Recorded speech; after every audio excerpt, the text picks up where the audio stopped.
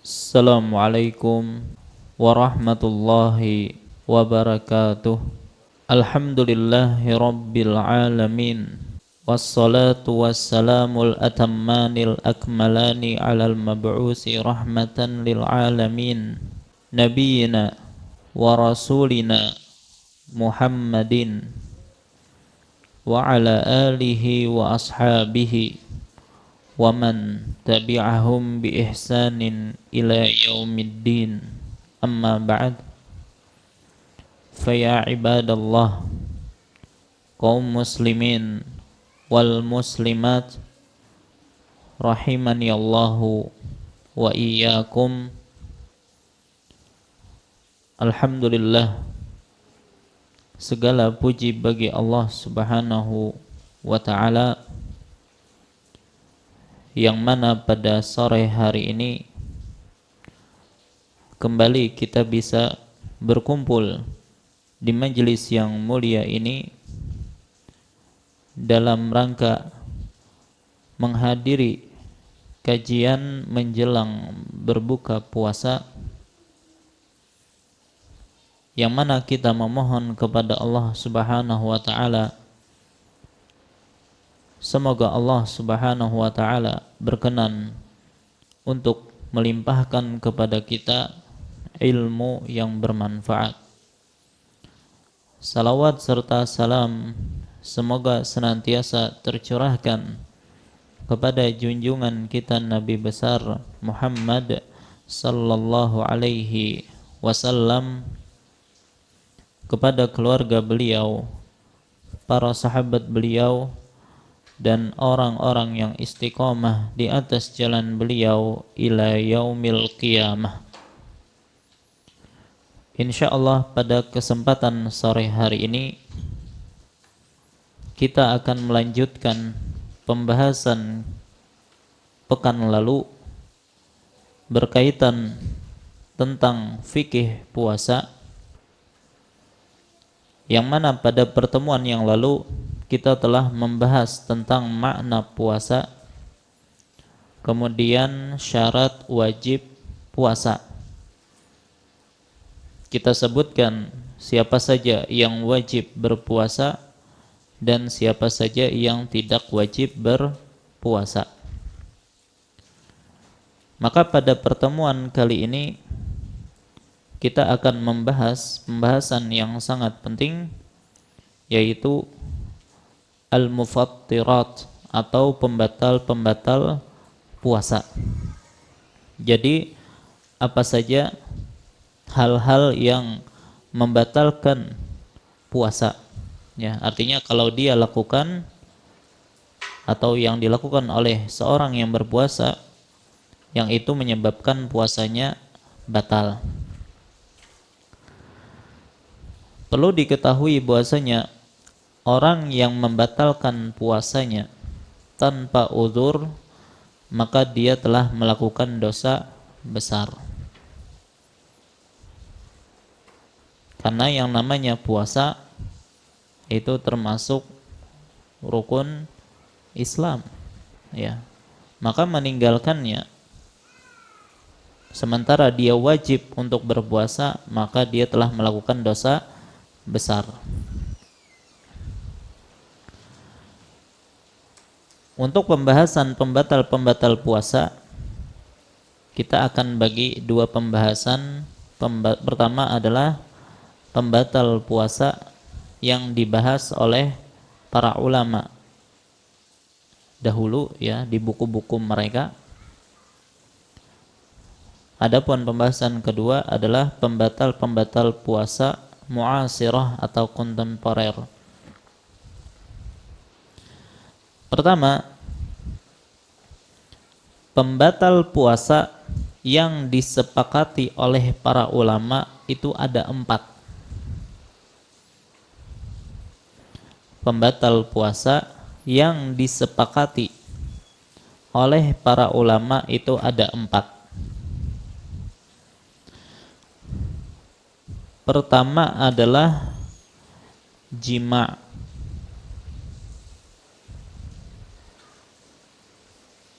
Jadi yang pertama jima'. Yang kedua, makan.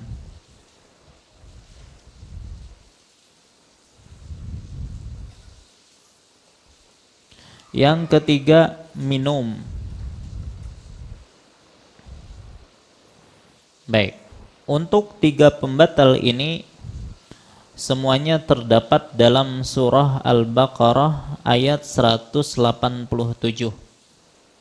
Al-Baqarah ayat 187, yang mana Allah Subhanahu wa taala berfirman, "Fal'ana bashiruhunna wabtaghu ma kataballahu lakum wa kulu washrabu hatta yatabayyana lakumul khaytul abyadu minal khaytil aswadi minal fajr summa atimmus siyama ilal lail." Maka sekarang campurilah mereka, gaulilah mereka, yaitu para perempuan, ya, maksudnya di malam hari bulan Ramadan, dan carilah apa yang telah ditetapkan Allah bagimu. Nah, maka ini berkaitan tentang jima. Makan dan minumlah, ini makan dan minum, hingga jelas bagimu perbedaan antara benang putih dan benang hitam, yaitu fajar. Artinya batasnya jima, kemudian makan dan minum bolehnya sampai batas fajar. Kalau sudah terbit fajar, maka sudah tidak boleh lagi. Kemudian sempurnakanlah puasa sampai datangnya malam.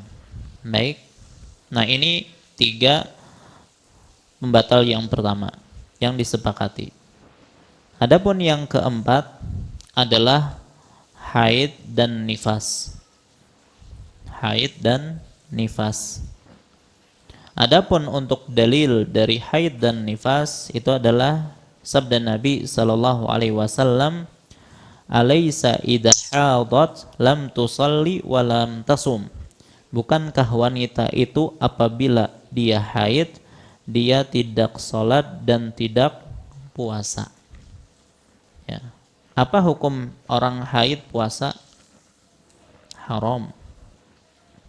Apakah wajib mengqadha? Wajib.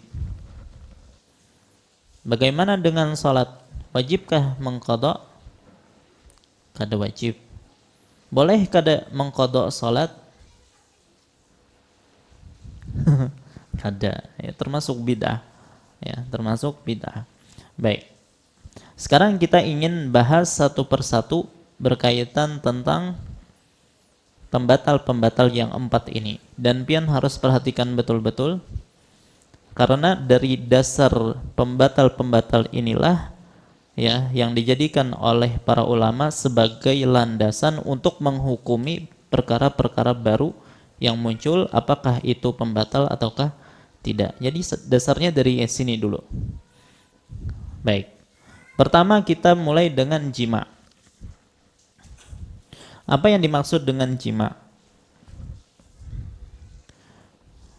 Hubungan suami istri, gitu aja. Baik. Jadi jima itu dikatakan jima apabila masuknya kepala, ya, full kepala kemaluan laki-laki ke kemaluan wanita, itu baru dikatakan jima.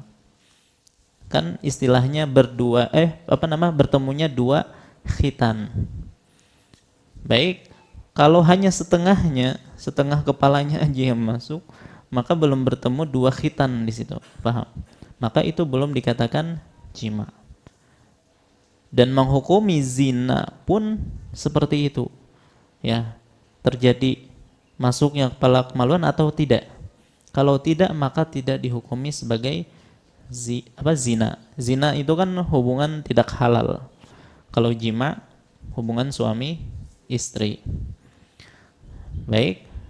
Nah, jadi salah satu pembatal puasa yang disepakati itu adalah terjadinya jima, yaitu masuknya kepala kemaluan laki-laki ke kemaluan wanita. Baik. Apakah jima itu yang membatalkan puasa harus keluar mani? Ya, tidak. Jadi sebatas jima walaupun tidak sampai keluar mani, maka membatalkan puasa. Nah sekarang, apa illah sebab jima itu membatalkan puasa? Jadi para ulama berusaha mencari illah kenapa jima itu membatalkan puasa. Maka ada dua pendapat di kalangan para ulama. Sebagian ulama mengatakan illah dari kenapa jima itu bisa membatalkan puasa karena jima itu sendiri. Ya, karena jima itu sendiri. Artinya kalau itu tidak dikatakan jima, maka tidak membatalkan puasa. Otomatis kata mereka onani atau istimna dalam bahasa Arab itu tidak membatalkan puasa. Karena mereka membatasi sebab dilarangnya atau membatalkannya jima ini, ya, membatalkan puasa itu hanya karena jima itu sendiri. Baik, dan ini pendapat Ibnu Hazm, tapi diselisihi oleh ulama yang lain. Pendapat yang kedua, dan ini adalah pendapat jumhur ulama 4 mazhab, ya, illah dari jima yang itu merupakan pembatal puasa adanya pelampiasan syahwat. Dan pelampiasan syahwat ini bisa berupa jima atau mengeluarkan mani walaupun dengan cara selain jima, yaitu dengan onani tadi. Baik, dan ini adalah pendapat yang paling kuat, ya. Jadi illah dari jima membatalkan puasa adalah pelampiasan syahwat, dan pelampiasan syahwat ada dua model. Pertama jima walaupun tidak sampai keluar mani, atau yang kedua adalah mengeluarkan mani walaupun bukan dengan cara jima. Baik, nah jadi onani itu membatalkan puasa, dan ini kesepakatan 4 mazhab. Mana dalil bahwasanya maksud atau illah jima itu adalah syahwat? Kata Nabi SAW atau kata Allah dalam hadis qudsi, yatruku ta'amahu wa syarabahu wa syahwatahu min ajli. Orang puasa itu dia meninggalkan makannya, meninggalkan minumnya, dan meninggalkan syahwatnya. Ya, maka di sini Allah menyebutnya sebagai syahwatnya, ya, karena taat kepada perintahku. Maka ini menunjukkan bahwasanya pelampiasan syahwat yang bentuknya jima ataupun onani itu merupakan pembatal puasa. Baik. Bagaimana kalau tidak sampai jima, hanya sebatas mencium, mencumbu, menyentuh, dan tidak sampai keluar mani? Apakah ini membatalkan puasa? Tidak membatalkan puasa. Ya. Karena Aisyah mengatakan, kana Nabi sallallahu alaihi wasallam yuqabbilu wa yubashiru wa huwa shaim wa kana amlakukum li arbihi atau li irbihi. Nabi sallallahu alaihi wasallam dahulu mencium, ya, mencumbu, padahal beliau dalam keadaan puasa. Dan beliau adalah orang yang paling bisa menahan syahwatnya. Baik, lantas kalau kita gimana? Kalau ternyata kita nih, ya, kalau sudah dimulai mukaddimah seperti itu, akhirnya terjerumus kepada perbuatan jima yang dilarang, maka lebih baik dihindari. Jangan nekatnya. Kalau mau ya cium sebatas cium, ya. Baik. Kemudian, nah sekarang jadi pertanyaan, bagaimana kalau seseorang mungkin mencumbu istrinya sampai keluar madhi, ya, bukan mani tapi madhi. Yang mana madhi itu kan cairan bening yang kadang keluarnya pun tidak terasa, ya, dan itu biasanya ketika ada syahwat yang bergejolak. Baik, maka para ulama berbeda pendapat berkaitan tentang seseorang sampai keluar madhi. Tapi pendapat yang kuat, ya, madhi tidak membatalkan puasa, ya.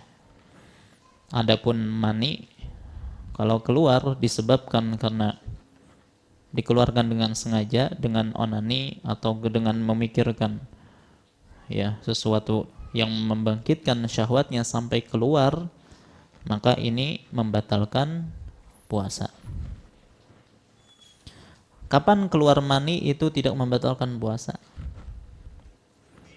Ya, pas guring mimpi basah keluar mani di siang hari bulan Ramadan, maka ini tidak membatalkan puasa.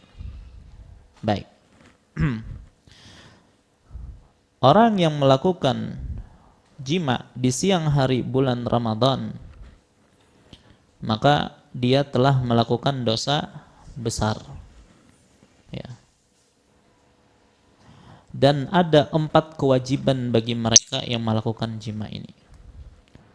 Ulangi, orang yang melakukan jima di siang hari bulan Ramadan, sementara dia adalah orang yang wajib untuk berpuasa, maka ada 4 kewajiban bagi dia. Pertama, wajib bertaubat. Kenapa wajib bertaubat? Karena dia telah melakukan dosa besar.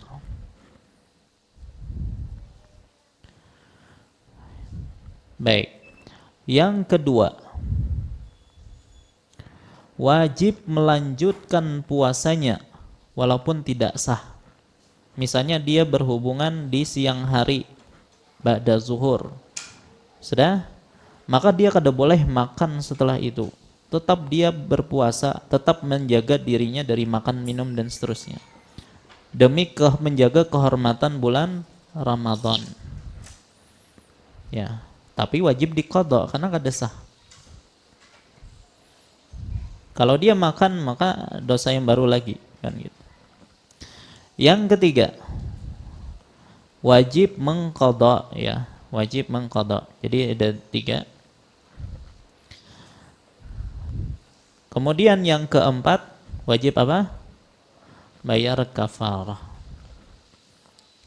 Baik, nah jadi 4 ini yang wajib bagi mereka yang melakukan jima di siang hari bulan Ramadan. Adapun kafarahnya adalah kafarah mughallazah atau kafarah berat, ya. Yaitu ada 3 hal yang itu harus tertib. Yang pertama adalah apa? Membebaskan budak. Ya. Yang pertama ini ya tidak bisa kita lakukan karena tidak ada budak di zaman sekarang. Baik, maka kalau tidak bisa yang pertama, berpindah yang kedua. Apa itu? Puasa 2 bulan berturut-turut. Ya, jadi mutatabi'ain, ya. Syahraini mutatabi'ain, puasa 2 bulan berturut-turut. Berarti kalau tidak berturut-turut gimana? Baik. Jadi kalau misalnya taruhlah dia sudah kan 2 bulan tuh 60 hari ya, atau mungkin kurang berdasarkan bulan yang ada. Taruhlah misalnya di hari ke-58 atau 57. Pas hari ke-58-nya asal apa sudah kulir. Akhirnya dia kada puasa. Maka mulai dari 1 lagi. Ya, karena tidak berturut-turut. Itu kalau memang pilihan dia sendiri ya untuk memutuskan tidak berpuasa, maka dibatalkan ya, maka mulai dari awal lagi. Tapi kalau memang ada uzur ya, dia sudah berusaha nih berturut-turut, tapi qadarullah sakit misalnya atau ada sesuatu, maka itu tidak memutus puasa dia yang 2 bulan berturut-turut. Baik. Nah, jadi harus itu dulu. Kalau ternyata tidak mampu, baru yang ketiga. Ya, cuman kebanyakan orang kan langsung yang ketiga. Apa yang ketiga? Memberi makan 60 fakir miskin. Ya, Para ulama berbeda pendapat berapa banyaknya memberi makan ini. Sebagian mengatakan setengah sok untuk satunya. Ada yang mengatakan 1 mud, 1/4 sok. Ada yang mengatakan yang penting dia kenyang, ya. Satu orang miskin itu yang penting dia kenyang. Baik. Nah, tapi kita katakan untuk kafarah ini harus dilakukan dengan tertib. Kalau mampu saja berpuasa 2 bulan berturut-turut, maka itu yang wajib bagi dia. Kalau kada mampu, baru memberi makan 60 fakir miskin. Mana dalil akan kafarah ini? Yaitu hadis yang diriwayatkan oleh Abu Hurairah radhiyallahu anhu, bahwasanya beliau mengatakan, ketika kami sedang duduk bersama Rasulullah sallallahu alaihi wasallam, maka datanglah seorang laki-laki. Dia mengatakan, "Ya Rasulullah, halaktu. Aku telah binasa." Maka Rasulullah pun bertanya, "Malaka, ada apa denganmu?" "Waqa'tu 'ala imra'ati wa ana sha'im." Aku telah menggauli istriku sedangkan aku dalam keadaan puasa. Maka Rasulullah pun bertanya, "Hal tajidu raqabatan ta'tiquha?" Apakah engkau memiliki budak yang bisa engkau bebaskan? Dia mengatakan tidak. Apakah engkau mampu untuk puasa 2 bulan berturut-turut? Ya, dia mengatakan tidak. Dalam riwayat yang lain, "Ya Rasulullah, tidaklah aku melakukan ini karena disebabkan puasa, kecuali karena disebabkan puasa." Ya, kalau 1 bulan saja dia sudah tidak tahan, ya apalagi disuruh untuk puasa 2 bulan. Baik. Maka dia, kata dia, aku tidak mampu." Maka hal tajidu it'am sittina masakin, atau miskinan, apakah engkau bisa memberi makan 60 orang miskin? Ya, sementara dia orang miskin juga. Maka dia mengatakan, tidak bisa wahai Rasulullah. Jadi tiga-tiganya enggak bisa. Akhirnya Rasulullah SAW pun pamakasan Nabi SAW, maka beliau pun berdiam sebentar, kemudian pergi, ya, atau didatangkan kepada Nabi SAW semacam sekeranjang kurma, ya. Maka Rasulullah pun memberikan orang tersebut, ya, mana tadi yang bertanya tadi, ya, maka ambil ini, kata Nabi, dan bersedekahlah dengannya. Dengan siapa? Orang fakir. Kemudian dia mengatakan, "Ya Rasulullah, tidak ada orang yang lebih fakir daripada aku." Masya Allah. Ya, maka berikanlah untuk keluargamu. Ya, hadis riwayat Al-Bukhari. Baik, intinya inilah kafarah bagi mereka yang melakukan jima di siang hari bulan Ramadan. Bagaimana kalau jimanya terjadi berulang-ulang? Ya, berulang-ulang ini ada kedua keadaan. Terulang-ulangnya dalam 1 hari saja, maka ini cukup 1 kafarah.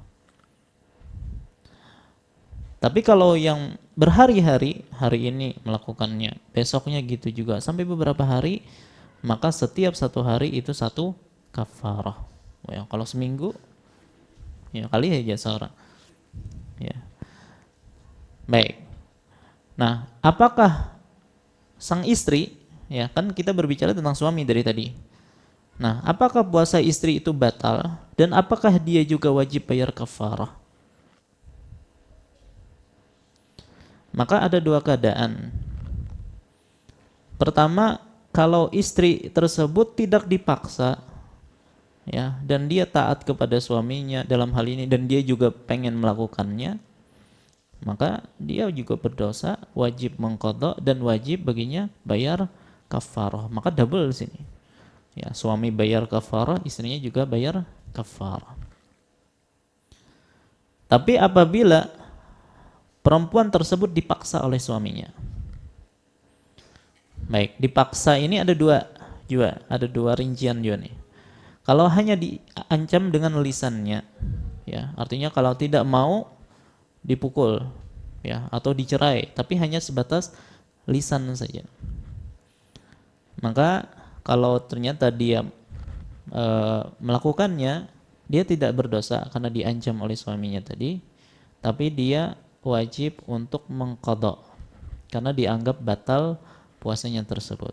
Jadi ancaman berupa lisan saja. Tapi kalau ancamannya ya berupa perbuatan, ya seperti dipaksa dengan kuat, ya seolah-olah seperti diperkosa gitu ya, tidak memiliki pilihan, atau bahkan diikat istrinya, wah ini kan parah lagi. Artinya tidak bisa lagi ini menolak, dipaksa seperti itu, maka puasa perempuan tersebut tetap sah, artinya tidak batal, ya, dan tidak wajib mengqadha dan tidak wajib bayar kafarah. Ya, jadi kalau paksaannya dengan lisan saja, artinya masih bisa dia menolak, masih bisa dia menyingkir. Ya, maka dalam hal ini dia wajib mengqadha tapi tidak wajib bayar kafarah. Tapi kalau sudah dipaksa secara fisik tadi, maka dia terpaksa dalam hal ini, maka puasanya tetap sah, tidak wajib mengqadha dan tidak wajib bayar kafarah, dan dosanya itu hanya pada suaminya. Baik. Catatan, kafarah yang tadi kita sebutkan ini khusus untuk jima di siang hari bulan Ramadan dan bagi yang wajib berpuasa. Kalau dia dari awal tidak wajib untuk berpuasa, misal dua orang suami istri pulang dari safar, ya safar kan boleh tidak berpuasa, ya sampai rumah jam 2 siang, masih lawas tuh maghrib tuh, dan keduanya sudah dapat uzur dari awal tidak berpuasa. Kalaupun mereka melakukan jima, maka tidak masalah, ya.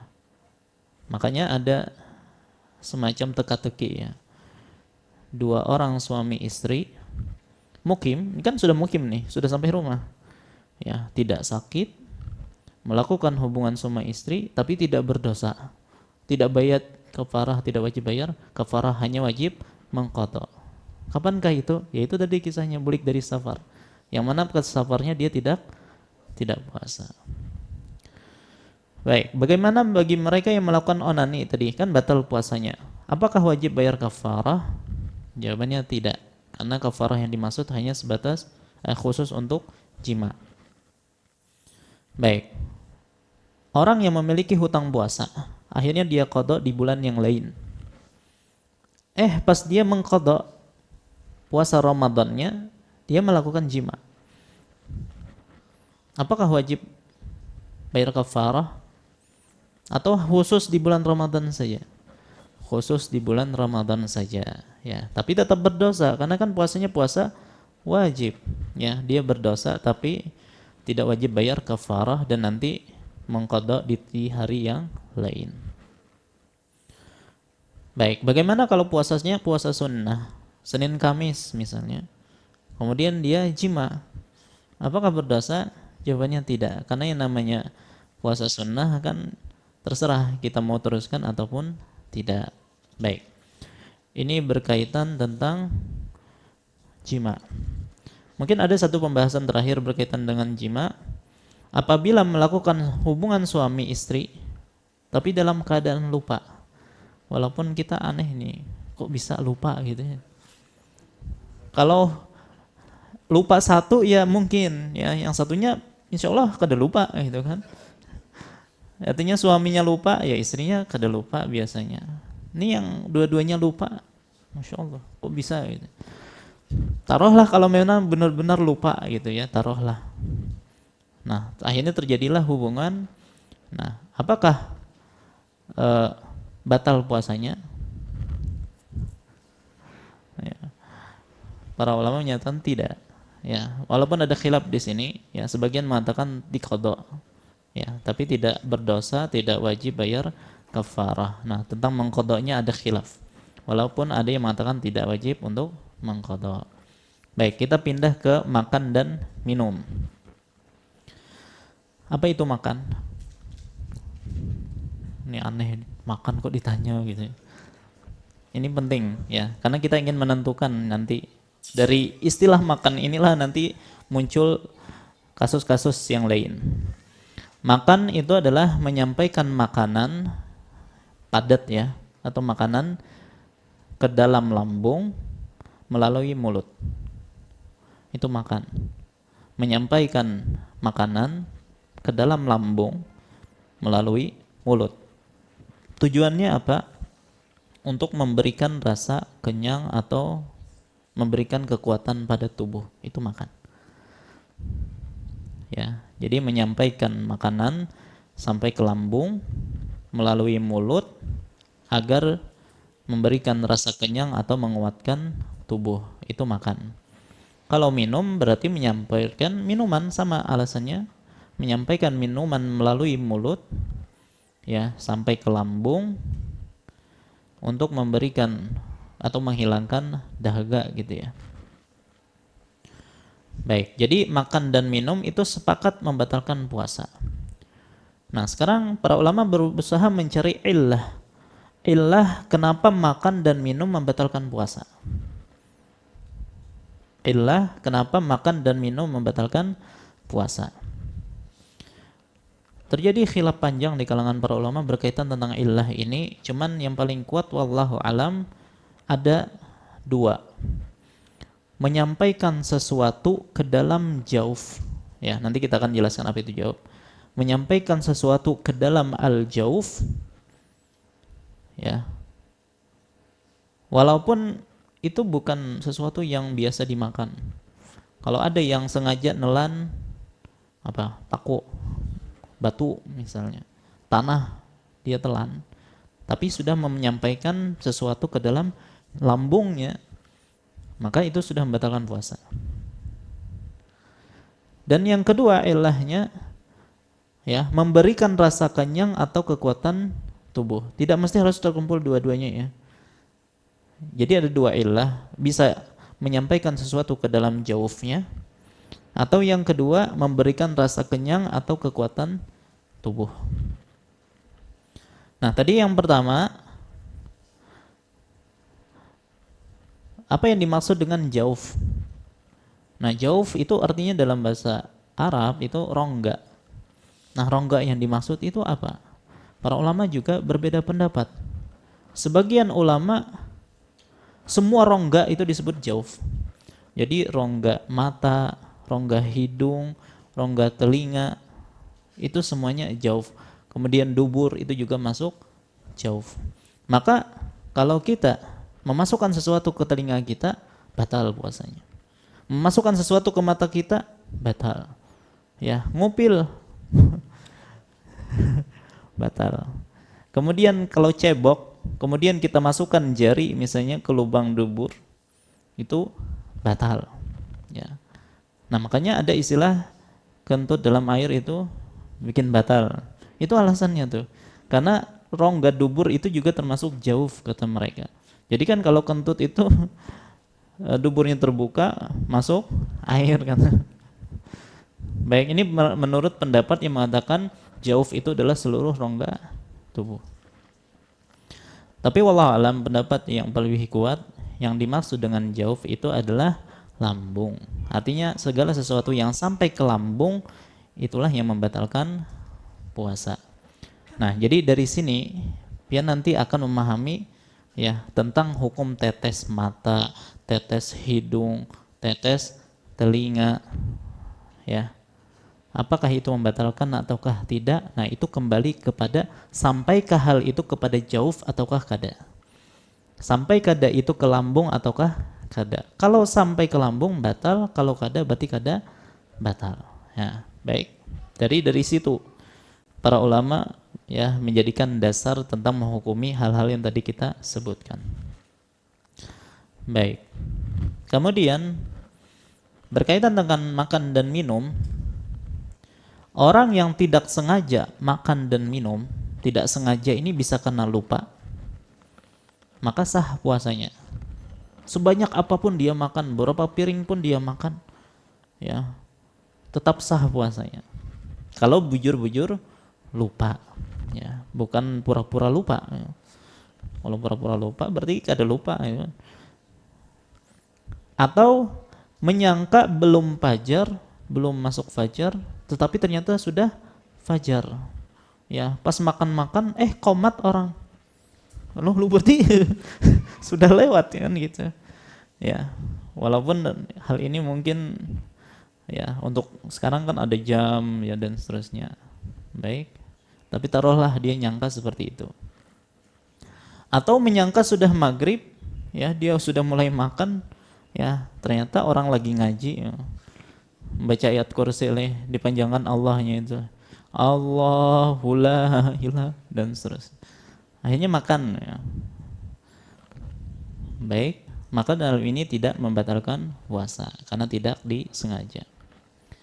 Atau pian misalnya seorang buruh bangunan lagi ngangkat-ngangkat semen, ya kan ada tuh semen-semen debu-debu berterbangan yang tamakan kadang. Atau pian lagi kerja di bengkel kah atau di mana yang namanya temakan asap, ya makan asap itu batal enggak hukum asalnya? Orang ngerokok batal enggak? Batal. Memasukkan asapnya sampai ke lambungnya tuh. Kan di asap rokok itu macam zat-zat tuh, membatalkan puasa. Jadi ada orang sengaja di knalpot kendaraan kayak itu nah, batal. Ada dupa sengaja dicium kayak itu nah sampai masuk asapnya, itu membatalkan. Tapi kalau kada sengaja maka tidak membatalkan. Sedang kita di jalan lagi macet, ya terisup macam-macam debunya dan tanahnya dan seterusnya, itu tidak membatalkan puasa karena tidak disengaja. Baik, atau orang yang jahil tentang hukumnya, ya mungkin ada orang yang baru masuk Islam, ya minum dia misalnya nggak paham, ya maka tidak membatalkan puasanya. Atau orang yang dipaksa bahkan diancam dibunuh kalau tidak makan misalnya, maka mukrah seperti ini tidak membatalkan puasa. Baik, Nabi SAW mengatakan, man nasiya wa huwa sha'im fa akala wa syariba falyutimma shaumahu fa innama at'amahu Allah wa saqah. Barang siapa yang lupa sementara dia dalam keadaan puasa akhirnya makan, minum, maka sempurnakan puasanya. Ya, karena sesungguhnya Allah lah yang memberi dia makan atau memberi dia minum. Ya, ini rezeki, ya rezeki dari Allah. Ketika seorang berwudu, apakah dianjurkan untuk berkumur-kumur? Dianjurkan, ya sunnah. Begitu juga dianjurkan untuk memasukkan air ke dalam hidung, hanya saja tidak boleh berlebihan karena dikhawatirkan akan masuk airnya ke lambung. Baik, ketika kita berkumur-kumur kemudian kita muntahkan airnya, kan biasanya masih ada tersisa air-air di mulut, ya walaupun kita ludahkan pasti ada merasa seperti ada air sisa dari kumur-kumur dan itu dimaafkan. Baik, nah ini juga nanti kita akan jadikan dasar tentang kasus kontemporer yang akan kita sebutkan, ya. Jadi sisa air yang habis kumur-kumur itu dimaafkan. Kemudian boleh bagi seorang wanita untuk mencicipi makanan dengan meletakkan makanan tersebut di lidahnya. Setelah tahu rasanya langsung dia buang. Jangan ditelan. Kalau ditelan batal. Baik, permasalahan masih berkaitan dengan makan minum. Apa hukum menelan dahak dan ingus? Ada nggak orang yang menelan dahak? Ada. Ada nggak orang yang menelan ingus? Ada. Baik. Orang batukan itu kan keluar dahaknya tuh, ya, sampai ke mulut. Nah, kalau dia telan lagi gimana? Baik, ingus kadang diisap dari dalam, ya kan? Baik, apa hukumnya? Ingat, kita berbicara bukan kalau sudah keluar dihiut lagi, nah, itu batal. Atau dahaknya sudah keluar dihiut lagi, itu batal, ya. Baik, kalau liur, ya, yang ada di dalam mulut itu sepakat boleh ditelan, tidak membatalkan puasa. Kecuali kalau keluar dihiut lagi. Keluarnya sampai mana? Kalau sudah keluar di bibir sini, jangan lagi dihisap, ya, karena itu sudah keluar namanya. Baik. Nah, kembali kepada masalah dahak dan ingus tadi. Kalau masih di mulut, ya, masih di mulut belum keluar, apakah boleh ditelan lagi? Ada khilaf di kalangan para ulama, ya. Kalau mau lebih hati-hati jangan ditelan, ya. Tapi walau alam ulun lebih condong kepada pendapat yang mengatakan kalaupun ditelan tidak membatalkan puasa, ya. Kenapa? Karena ini sama seperti ludah, ya. Apalagi bagi mereka yang memang batukan, itu kan kadang sering tuh mengeluarkan dahaknya. Kalau kita katakan harus senantiasa diludahkan, apalagi dalam keadaan sholat kan sangat susah itu. Ya, meludahnya gimana kalau sholat di kantong gitu. Ya, jadi wallahu alam ulun lebih condong kepada pendapat yang mengatakan tidak membatalkan puasa walaupun mau hati-hatinya tetap diludahkan. Baik. Nah, apa hukum bersiwak pada siang hari bulan Ramadan? Jawabannya sunnah sepanjang waktu dari pagi sampai sore tetap disunahkan. Sebagian ulama mengatakan makruh kalau sudah lewat tengah hari. Ya, karena katanya akan menghilangkan bau mulutnya orang berpuasa. Sementara Nabi SAW mengatakan, ya, walladzi nafsi biyadihi la khulufus shaim atyabu indallahi min rihil misk. Ya, demi zat yang jiwaku berada di tangannya, bau mulutnya orang yang berpuasa itu lebih harum di sisi Allah daripada minyak kasturi. Maka kalau kita bersiwak itu akan menghilangkan bau itu. Maka kita katakan bau mulut orang berpuasa itu ada dua. Ada karena sisa makanan, dan ini ada pada orang yang berpuasa atau yang kada berpuasa. Kalau ada sisa makanan itu membuat mulut itu bau, maka ini disunahkan untuk dihilangkan. Adapun sebab yang kedua adalah bau mulutnya orang berpuasa yang memang disebabkan karena kosongnya lambung dia. Akhirnya naiklah gas kan gitu ke atas mulut. Nah, inilah yang disebut dengan khuluf tadi yang disebutkan dalam hadis. Dan ini tidak hilang walaupun kita siwakan. Jadi wallahu alam, ya, siwakan itu tetap diperbolehkan atau disunnahkan sepanjang hari bulan Ramadan. Maka begitu juga sikat gigi. Bolehkah pakai odol? Boleh, selama odolnya tidak ditelan. Ya. Dan juga jangan terlalu banyak odolnya. Karena khawatirnya kalau kita banyak sekali odolnya, ada yang tersisa di mulut walaupun sudah kumur-kumur misalnya kan, mungkin ada masih di sekitar gigi itu yang tertinggal odolnya. Jadi jangan terlalu banyak. Baik. Kemudian apa hukum berenang ketika puasa? Bakunyung, menyelam ketika puasa boleh enggak? Boleh. Amun minum mah kayak apa? Baik. Kalau pian yakin, pian nih harap misalnya berenang dan biasanya kada minum kalau berenang, maka boleh, tidak masalah. Ya, boleh. Tapi kalau biasanya berenang menyelam tuh pasti harus minum, maka ini kada boleh. Ya, boleh berendam tapi jangan menyelam. Sudah? Baik. Taruhlah tadi yang harap tadi, pekunyung tadi, yang jarang minum. Kada sengaja minum. Kayak apa tuh? Maka tidak membatalkan puasa karena tidak sengaja. Wallahu a'lam. Baik, yang terakhir adalah berkaitan tentang haid dan nifas. Wanita yang haid sebelum matahari terbenam, walaupun sedetik istilahnya kan, maka puasanya batal. Wah, rugi berarti? Enggak, jawabannya tidak. Jadi walaupun dia tidak sah puasanya, tapi dia menahan diri dari pembatal-pembatal puasa itu mendapatkan pahala. Jadi tidak ada istilah rugi, walaupun wajib diqadha. Wanita yang merasa darah haid nih pengen keluar nih, tapi menjelang maghrib, ya, tapi tidak keluar kecuali setelah maghrib. Ya, jadi dia merasa sudah mau keluar nih, tapi tidak keluar. Pas maghrib atau setelah maghrib hanya keluar, maka puasanya tetap sah. Karena yang menjadi patokan itu keluarnya darah. Baik, taruhlah seorang wanita puasa nih.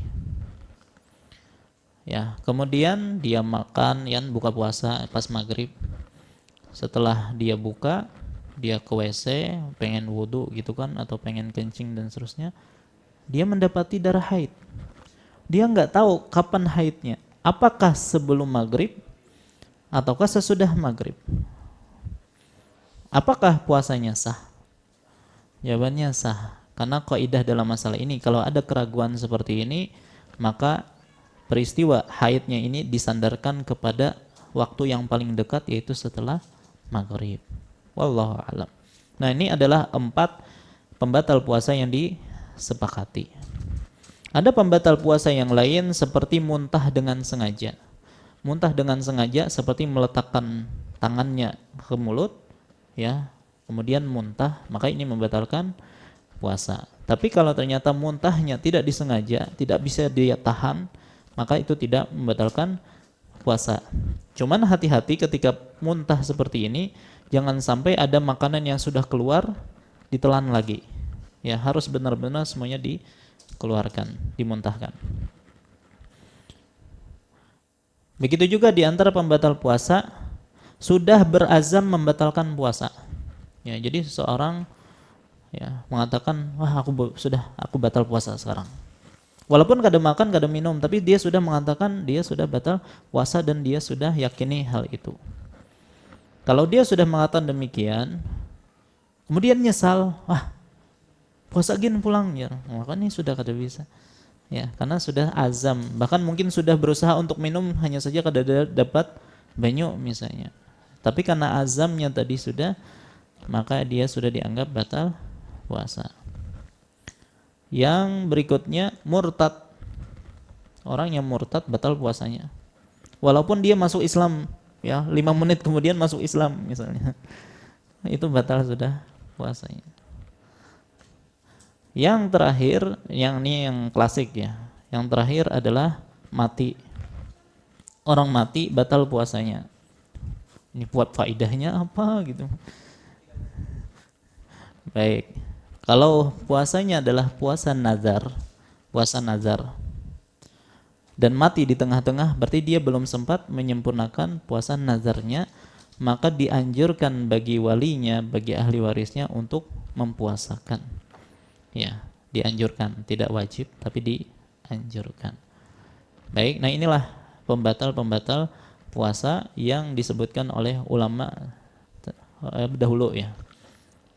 Baik, nah sekarang kita akan pindah ke pembatal puasa yang sering kita dapati di zaman sekarang, yang mungkin ada beberapa pertanyaan berkaitan masalah itu. Pertama, apakah donor darah itu membatalkan puasa?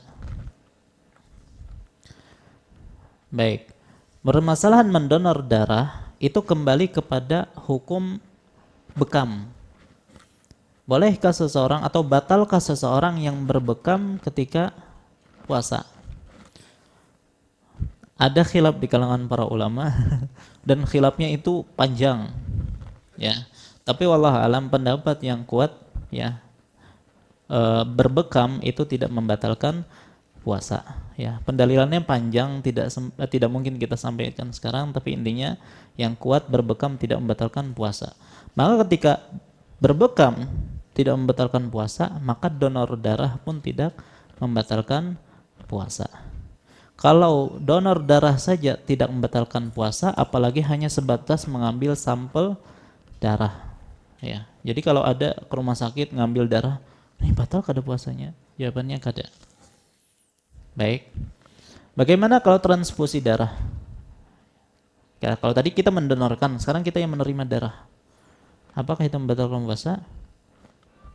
Membatalkan puasa. Karena ini kan sama seperti memberikan kekuatan. Kita tadi menyebutkan tentang illah, makan itu membatalkan puasa karena membuat tubuh itu menjadi bertenaga kembali. Nah, darah itu kan salah satu bentuk membuat kita bertenaga kembali. Ya. Baik, itu berkaitan tentang donor. Kemudian berikutnya berkaitan tentang kalau ngerokok tadi sudah kita sebutkan ya. Orang yang asma itu punya inhaler kali namanya itu. Baik. Nah, ketika ada orang asma dan dia sesak nafasnya kemudian memakai itu, apakah membatalkan puasa? Baik, ada khilaf di kalangan para ulama, walaupun lebih condong pada pendapat yang mengatakan tidak membatalkan puasa. Ya, karena benda yang masuk ya ketika dia menghiut itu hanya sedikit.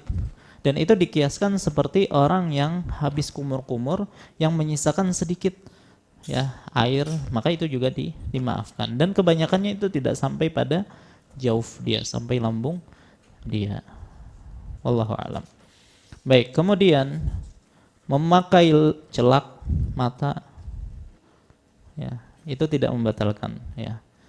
Baik, kemudian memakai tetes mata juga tidak membatalkan karena tidak sampainya hal itu kepada lambung tadi, jauf tadi. Baik. Kemudian bagaimana dengan tetes hidung? Ada istilah tetes hidung, ada istilah semprot hidung. Tetes hidung kan ada cairan yang dimasukkan gitu kan. Apakah itu membatalkan puasa? Kembali kepada alasan tadi. Apakah cairan yang dimasukkan itu sampai ke lambung ataukah kada? Kalau ternyata yang ditetes itu banyak, ya, dan menyebabkan sampainya tetesan tersebut ke lambung, maka itu membatalkan. Ya, tapi ulun tadi tanya-tanya berkaitan masalah ini, itu rata-rata kada sampai. Ya, habisnya itu di sekitar situ aja gitu kan. Baik, maka kalau tetes aja tidak membatalkan puasa, apalagi hanya sebatas semprot. Semprot itu kan lebih sedikit daripada tetes. Baik. Kemudian bagaimana dengan tetes telinga? Kembali pertanyaannya, ketika seorang memasukkan cairan ke telinga dia, sampaikah ke lambung dia? Jawabannya tidak, ya, karena tidak ada celah atau jalan dari telinga ke lambung. Baik, jadi ada tetes telinga, ada cuci telinga, bilas telinga. Lebih banyak kan? Ini juga tidak membatalkan puasa. Selama gendang telinganya itu kada robek ya istilahnya. Ya, karena satu-satunya jalan sesuatu itu bisa dari telinga sampai ke lambung itu kalau ada masalah di gendang telinganya. Ya, cuman secara kedokteran pun jarang sampai ada yang sampai ke lambung. Jadi rata-rata itu tidak sampai membatalkan puasa. Baik. Orang yang kena serangan jantung biasanya ada pil yang diletakkan di mana? Di bawah lidah. Pian tahu lah. Ya, di bawah lidah. Dan itu biasanya sudah habis di sini aja, masuk ke pembuluh darah. Ya, kada sampai masuk ke dalam lambung, dan ini juga tidak membatalkan puasa. Ya, karena lunuhnya itu cepat. Ya, hanya beberapa menit mungkin sudah habis, dan itu tidak sampai masuk ke dalam lambung, dan ini tidak membatalkan puasa. Apa hukum memakai obat kumur? Mungkin ada yang sakit gigi, ya, ada obat kumur kan? Apa hukumnya? Ini juga tidak membatalkan puasa. Dikiaskan dengan apa? Ya, kumur-kumur. Ya, kumur. Walaupun kalau memang lebih hati-hatinya, kada usah di malam hari. Tidak usah di siang hari, di malam hari aja. Baik. Ada orang makan sahur yang mungkin kada ingat bersikat gigi. Ada sisa-sisa makanan di mulut dia. Pas di siang hari ditelan. Batal atau kada itu? Ada daging ditelan. Baik, ya memang harusnya kalau kita habis makan itu dibersihkan. Makanya pakai siwak di siang hari juga tidak masalah. Baik, maka dalam hal ini kalau dia sengaja menelan, ya dia kumpulkan pakai lidahnya dicongkel-congkel gitu kan, dia telan itu batal. Tapi kalau tidak sengaja, ya kalau tidak sengaja tertelan gitu kan, maka wallahu alam tidak sampai membatalkan puasa. Wallahu alam. Baik, apa hukum datang ke dokter gigi ketika puasa? Di dokter gigi ngapain? Bisa cabut gigi, bisa tambal gigi, apa lagi? Bersihkan karang. Baik, pertama kalau pian hendak melakukan ini jangan di siang hari, itu lebih aman. Ya, kalau di siang hari prosesnya itu kan nanti ada dimasukkan apa-apa itu kan. Ya sebenarnya kalau tidak sampai ditelan aman. Ya, cuman khawatirnya ini susah menjaganya, bisa tertelan. Atau misalnya ada darah-darah kan keluar, tertelan misalnya. Maka hal ini bisa membatalkan puasa. Ya. Wallahu alam. Tapi tadi selama tidak tertelan maka tidak membatalkan puasa. Baik. Kemudian berikutnya berkaitan dengan ada alat yang dimasukkan dari mulut itu, ya semacam ada apa namanya selang yang di situ ada kamera, apa namanya itu? Orang nggak ada paham namanya. Ya itulah endoskopi ya, masukkan nanti sampai ke lambung kan, nanti setelah itu dikeluarkan lagi. Nah ada yang melakukan itu pas di siang hari bulan Ramadan, apakah itu membatalkan puasa ataukah tidak? Baik, ketika melakukan proses itu, kalau selang tersebut tidak diapa-apai, tidak dikasih apa-apa, ya hanya sebatas dimasukkan kemudian dikeluarkan, maka zahirnya ini tidak membatalkan puasa. Tapi biasanya yang seperti itu dikasih apa namanya pelumas, ya apa obat apa gitu, cairan apa, mungkin minyak apa gitu, dimasukkan, otomatis kan minyak itu akan masuk, ya dan akan tertinggal di lambung. Maka hal ini membatalkan puasa. Baik. Kemudian masalah pembiusan. Dibius itu membatalkan puasa atau enggak? Baik, pembiusan itu macam-macam ya. Ada pembiusan lokal. Biasanya kalau gigi pengen cabut gigi ya, itu dibius. Ya, apakah membatalkan puasa? Tidak. Ya, karena lokal aja. Tidak ada yang masuk ke lambung. Atau dengan jarum akupuntur kayak itu kan ada pembiusan metode seperti itu, ini juga tidak membatalkan puasa. Yang jadi masalah itu pembiusan total. Apa hukumnya? Melakukan operasi dibius total. Maka ini kembali kepada hukum orang pingsan. Ya, bius itu kan seperti pingsan. Kalau pingsannya dari sebelum fajar sampai maghrib, dibius total. Sama seperti orang pingsan full seharian, maka puasanya tidak sah. Ya, tapi kalau hanya beberapa jam, artinya masih ada sadar ketika di siang hari, maka puasanya tetap sah. Suntikan. Disuntik itu batal enggak? Baik, suntikan itu macam-macam kan ya. Ada suntik kulit yang hanya di kulit saja. Ini tidak membatalkan. Atau suntik otot. Yang biasanya bersuntik di burit tuh suntik apa ngarannya? Otot kah? Suntik kulit kah? Lain kulit kayaknya ya. Otot ya. Maka kalau otot juga tidak membatalkan puasa. Suntikan yang membatalkan puasa itu adalah suntikan yang di pembuluh darah, yang mana di situ ada berisi sari-sari makanan dimasukkan dan itu membatalkan puasa. Ya, karena ada makna menguatkan badan ya, membuat atau memberikan tenaga pada makan. Ya, maka begitu juga infus itu kan memberi nutrisi makanan, baik yang di tangan atau yang melalui hidung. Ya, ini membatalkan puasa. Jadi intinya ya berkaitan masalah kontemporer seperti ini, apakah dia sampai masuk ke lambung ataukah kada, ataukah memberikan kekuatan tubuh ataukah kada.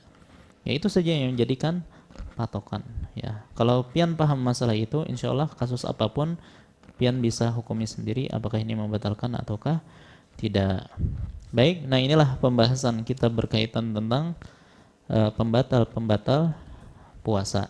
Ya, semoga apa yang kita sampaikan bermanfaat. Ya, berkaitan tentang masalah ini ada buku yang ditulis oleh Dr. Raihanul Bahrain. Pian cari aja di internet, judulnya itu Fikih Kesehatan Kontemporer terkait puasa dan Ramadan. Baik. Wallahu ta'ala alam, ini yang bisa ulun sampaikan. Salah khilaf mohon maaf. Wassallallahu ala nabiyina Muhammad wa ala alihi wasallam. Subhanakallahumma bihamdika asyhadu an la ilaha illa anta astaghfiruka wa atubu ilaik.